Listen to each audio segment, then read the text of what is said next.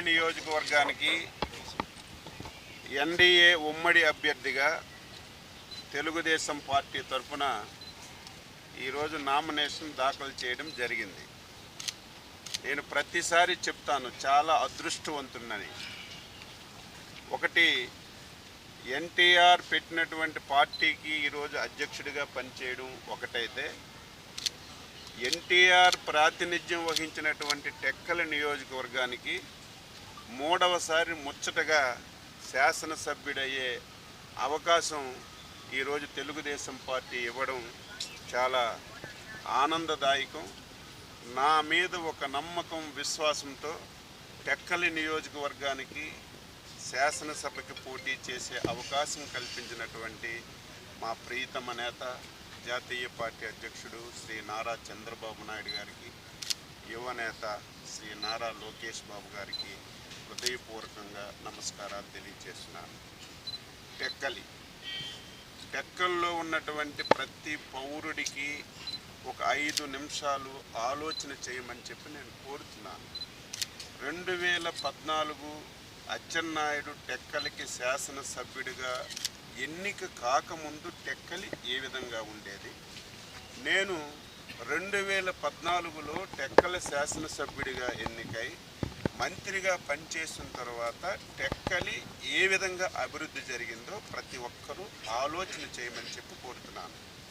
అన్ని వర్గాలని సమైక్యం చేస్తూ, అన్ని ప్రాంతాలని అభివృద్ధి చేస్తూ ఎన్నో ఏళ్లుగా టెక్కలి ఏంటంటే ఇది ఒక రెవెన్యూ డివిజనల్ హెడ్ క్వార్టర్, ఇది ఒక చిన్న కుగ్రామంలాగా ఉండిపోయింది. ఒక అవకాశం వచ్చిందని చెప్పి టెక్కల్ని ఒక పట్టణ వాతావరణం తీసుకొచ్చాను. టెక్కల్లో అన్ని కార్యాలయాలన్నీ కూడా అద్భుతంగా కట్టించాను. జిల్లా ఆసుపత్రి శ్రీకాకుళంలో మెడికల్ కాలేజ్ వచ్చిన తర్వాత ఆ హాస్పిటల్ పాలకొండకి ఇస్తామంటే నేను మంత్రిగా పోరాటం చేసి టెక్కలికి ఒక హాస్పిటల్ తీసుకొచ్చి జిల్లా హాస్పిటల్ కట్టడమే కాదు, బ్రహ్మాండంగా తయారు చేశాను. ఈ ప్రాంతంలో కొన్ని తరాలుగా సాగునీటి సౌకర్యం లేక ప్రజలు, రైతులు అవస్థలు పడుతుంటే వారికి లిఫ్ట్ ఇరిగేషన్స్ ఇచ్చి సాగునీటి సౌకర్యం కల్పించాను. దీనన్నింటికీ మించి టెక్కలి పట్టణం వేసవి వస్తే ఖాళీ బిందెలతో రోడ్డు మీదకి వచ్చి నీరు గురించి అల్లాడిపోయినటువంటి పరిస్థితి. దాన్ని అధిగమించడానికి నేను టెక్కల్లో ఒక ఎర్రన్నాయుడు పేరు మీద ఒక మంచినీటి స్కీమ్ తెచ్చి టెక్కలికి ఈరోజు తాగునీరు ఇచ్చాను. అయితే ఈ 5 సంవత్సరాలు ఈ రాష్ట్రానికి ఒక శని పట్టింది. 2019లో ఒక్క అవకాశం వచ్చని చెప్పి జగన్మోహన్ రెడ్డి అధికారంలోకి వచ్చిన తర్వాత మొత్తం అన్ని వ్యవస్థలు నాశనం అయిపోయాయి. రాష్ట్రం ముఖ్యంగా సర్వనాశనం అయిపోయింది. అభివృద్ధి జరగకపోయినా పర్వాలేదు, సంక్షేమం జరగకపోయినా పర్వాలేదు.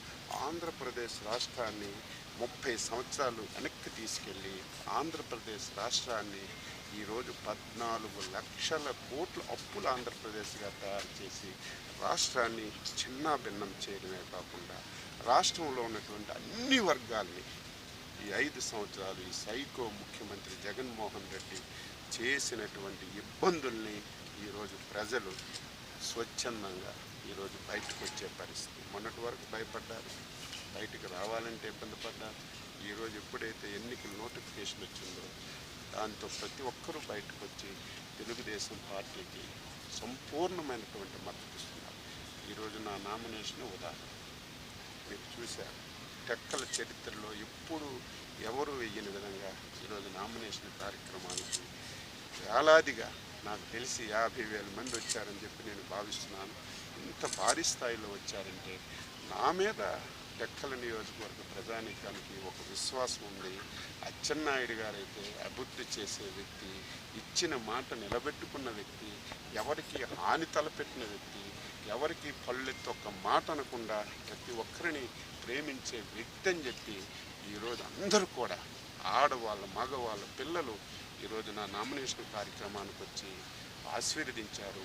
అందరికీ నేను మరొకసారి హృదయపూర్వకంగా నమస్కారాలు తెలియజేస్తూ వారి నమ్మకాన్ని ఉమ్ము చేయకుండా పనిచేస్తానని చెప్పి తెలియజేస్తున్నాను.